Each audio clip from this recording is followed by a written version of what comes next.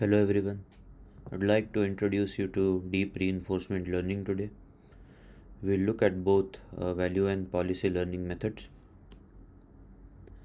Before we begin, I would like to mention that a rigorous approach to understanding reinforcement learning would broadly involve these three steps. You first study Markov decision processes and the associated optimality problem, uh, which corresponds to solving something known as the Bellman equation.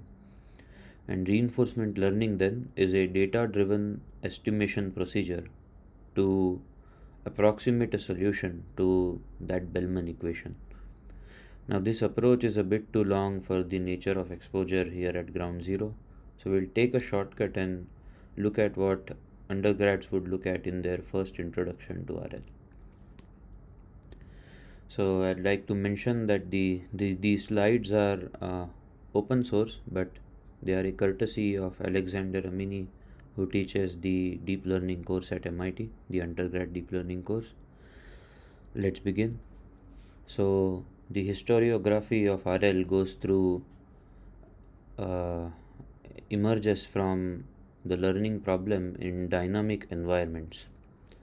So, two environments are immediate. You either have robotics problems, which involve teaching cars to drive and robots to do what is involved in a manufacturing chain, let's say, and gameplay and strategy. And in fact, it is through gameplay and strategy that DeepMind first demonstrated the utility of RL in in a deployable format a few years ago. And we are still stuck with robotics. We haven't figured out how to teach robots end to end to do everything that we need them to do, but RL is obviously a big part of that training procedure.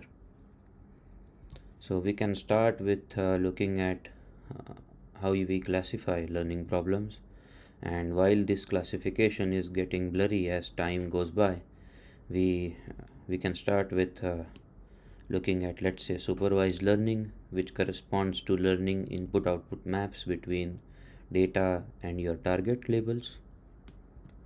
And you obviously have unsupervised learning, which is basically the apple of everyone's eye today, because of the success of language models, where you just give it the data and figure out what to do with it through the pre-training procedure or self-supervised learning.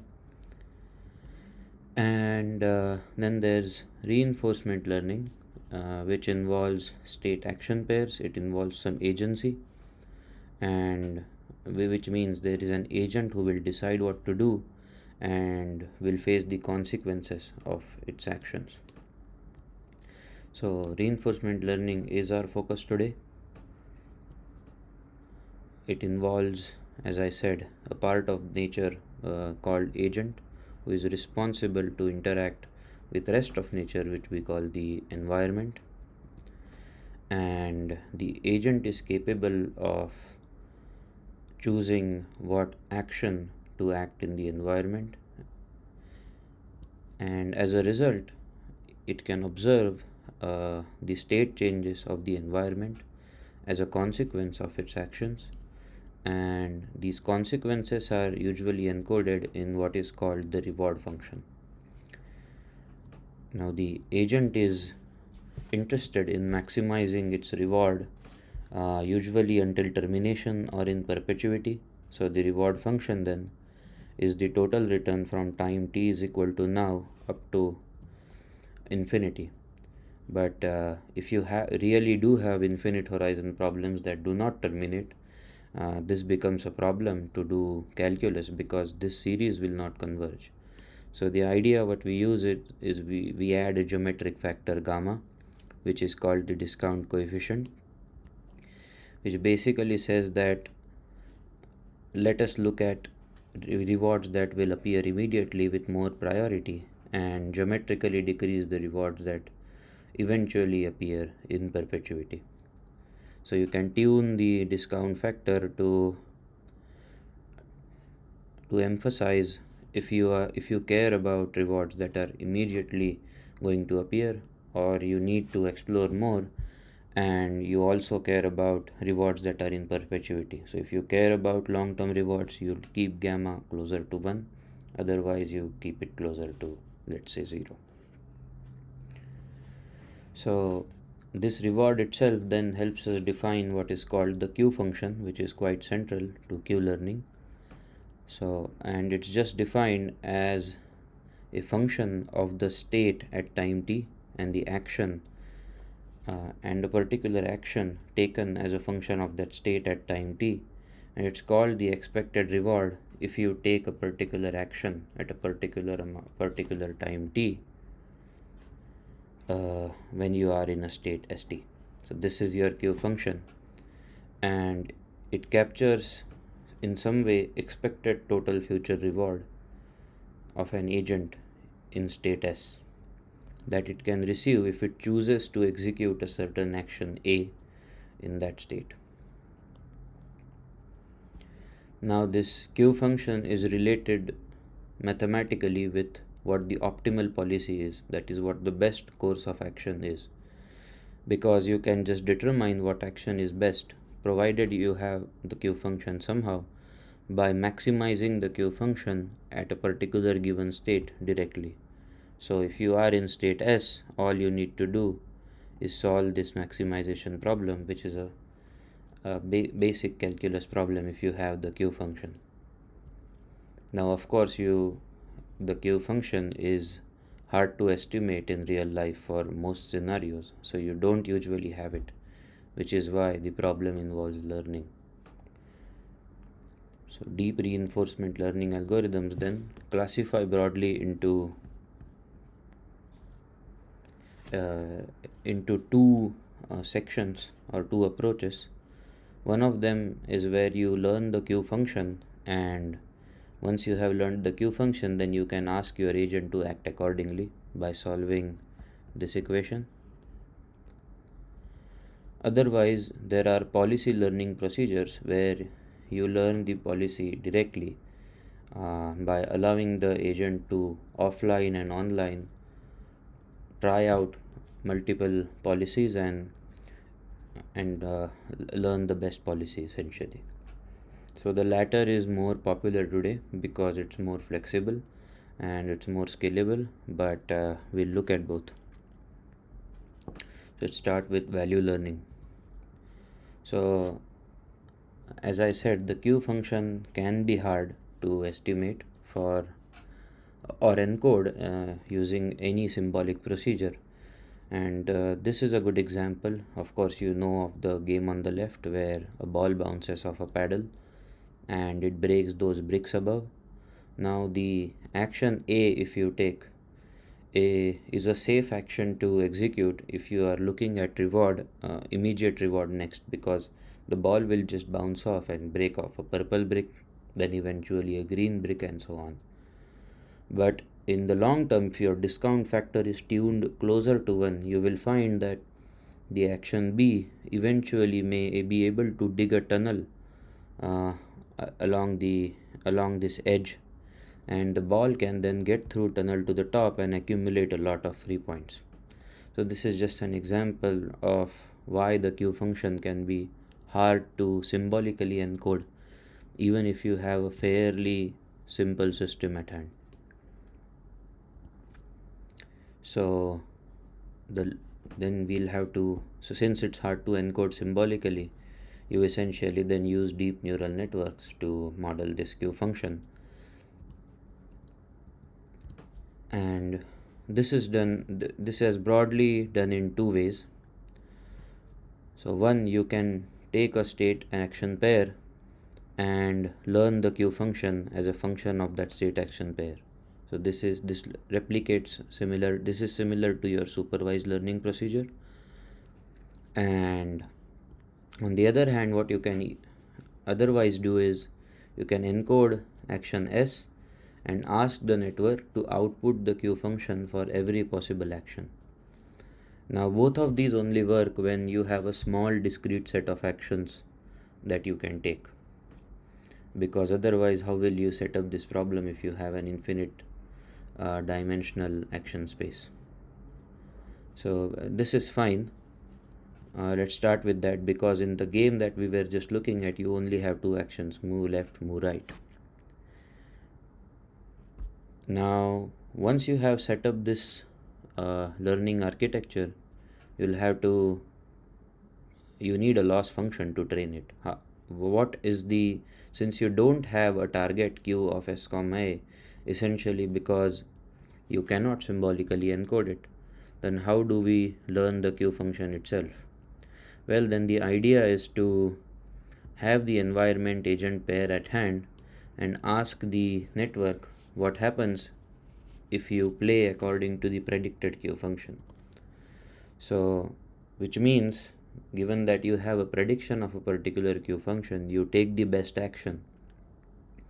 And you take the best action and you get a certain reward and you transition to a new state. And then this should essentially be the consequence q of s comma a of taking an action a in state s. So you essentially jump one time instance forward, and that itself gives you a target by definition. I'll again emphasize for clarity: you are in a certain state s and you take an action a. You get a reward r as predicted by the game if you have an encoding, or the q function itself, but it is usually provided. And and then this loss should ideally be zero, because the q function is predicting what the best course of action is. So you just this is called the q loss, and you train to drive this loss to zero to find a good procedure to learn the q function. Now in the other way around, what you can do is, instead of using this q of s comma a, similarly, if you are predicting it for each action, just play the best one and train using the q loss. So this is a visualization of how you would do that for the game that we talked of. So here the states is a bunch of pixels. It's an n by n computer screen, and you may need a few snapshots to estimate the ball's velocity if it changes, which is fine. And you estimate and you put that in a CNN, and it can encode it well, and you have a few feed forward layers, and you just make it to predict the action. And if you do that on Atari, it appears that you actually do pretty well and surpass human level in some cases. So this is a list of games basically where, as a percentage of human capacity, deep Q networks have managed to do better in some of the games, which basically go above 100 and or average human level. And in some games we don't seem to do very well, because they are probably very anthropomorphized and complex for a computer system. Okay, now what are the downsides of Q learning, as we spoke of? Well, if the action space is not discrete and small, it becomes a problem, because either the problem will blow up in size, or you cannot do it at all if the action space is continuous and you have severe continuity guarantees. So what you can instead do then is do the other method, which is more popular today, which is policy gradient, and we'll look at it now. So policy learning. Remember what we had when we were learning the Q function. We had a system where in the second way that we were doing it, we had a system which outputs the Q function for every action. Now you can replace that and make it output the probability of every action instead. So the network, instead of outputting the Q function for every action, is now outputting the policy with which you play itself. So this basically means if you put a state S and the network suggests you this policy, then you take the action A1 when you are in state S with the probability 0.9, and a2 with a probability 0.1, and so on. But notice that I promised you we will be able to handle more complicated action spaces when you do policy gradients. So what do you do? Because this is looking similar to Q function learning. So you can actually do something else. So suppose that you had a continuous action space like this. You can parameterize that action space some way. So suppose you can, instead of having discrete left, stay and right actions, you can choose the velocity with which you move left or right. Then what you can do is you can ask the network to learn, let's say, two parameters, mean and variance, and as a function of the state, and it gives you which way you move using the mean and with what probability do you deviate from that mean using the variance. So it can play a diverse set of actions as a function of this state, because it will randomly sample the velocity from the Gaussian that this mu and sigma produce in this case. You can obviously find more elaborate parameterizations. This is just a two parameter family that you are learning. If you have more parameters that you can fit your policy into, then you can handle slightly more complex action spaces. But again, this is the proof of concept that you can handle more complicated action spaces when you have when you are using policy gradient methods instead of value learning methods. So, but how do you train it then? What is the objective? So policy gradient methods, one way to train them is to do it online. So suppose that you have a reinforcement learning loop where you take actions, look at what the state transition is, look at what the reward is. An example could be you're training a self-driving car to steer the wheel. The velocity is fixed of the car, but you're teaching it to steer the wheel, and it can sense the state using its camera, lidar, etc., and estimate all the objects that are around it, estimate where the road is using some perception task. And let's keep a simple reward, that how long can you travel without crashing. So the training algorithm then is usually of the following kind. You initialize the agent A, which is the car here, in some state, and you run a particular policy which you have started on until termination. Now once you have run this episode, it will run for some time before it terminates. If not, then you have a good policy because you want the car to run forever. But if it does terminate, then you can record all the states that it went through and all the actions it chose according to this policy. So this is an example here. It's doing that record every time, and you can see that if you look at this action, it will give you a bad reward because in the next moment you are going to crash. So you'll have to encode it some way, that what is the discounted probability that you go on after you do this action.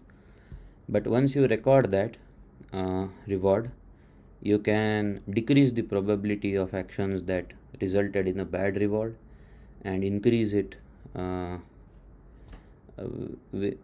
increase it for actions that were doing reasonably well. And one way to do that is to use the log likelihood function. So minus log probability times the reward.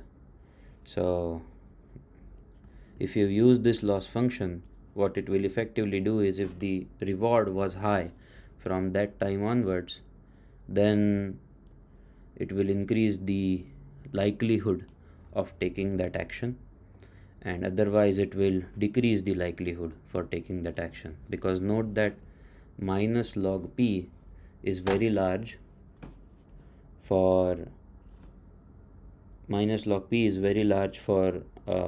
small probabilities, because this is log 1 by p times r, and when it's probability 1, it becomes 0. So you can see why this is a likely candidate for training your policy to approach an optimal policy. And the reward weighting is obviously to favor policies that are more advantageous. Okay, now when you do it in real life, this is not usually a very good strategy, because if you're training online, then you cannot start with a policy that can be devastating. Otherwise, this video won't play now, but you can probably tell what's happening here. Now, what do you do then? So we will look at it more in the next lecture. So there are some approaches that you can take. One approach is, let us look at what the DeepMind guys did with Go. And so one approach is to first pre-train your policy network using what humans have done.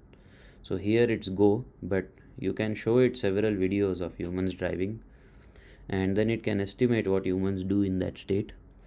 And then you can ensure that when you are learning online, in real life or in simulation, the model has some finite amount of freedom to explore around a new policy, but it stays close enough to what the human would do in this in the given state.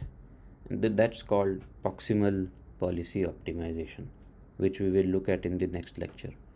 But this achievement by deep learning, deep reinforcement learning due to DeepMind, which trained a system to play the game of Go, was quite celebrated a few years ago. I think it's been 8-9 years now. And you should watch a documentary on YouTube. It's like a movie by DeepMind, which basically shows their journey and how their system beats the best Go player in the world. But they are the ones who introduced a good learning loop that we can look at to take some inspiration. So what they did was, you take some human expert positions, you look at all the games that are available online, and you can just estimate the policy by matching what the probability of a human playing a certain action in a certain state is, and making the network just mimic what humans would do. That's step 1. Then once you have this network, you take 2 of them and make them play against each other, and if a network manages to beat another one, then you run the update, you give it more reward, and run the log likelihood update to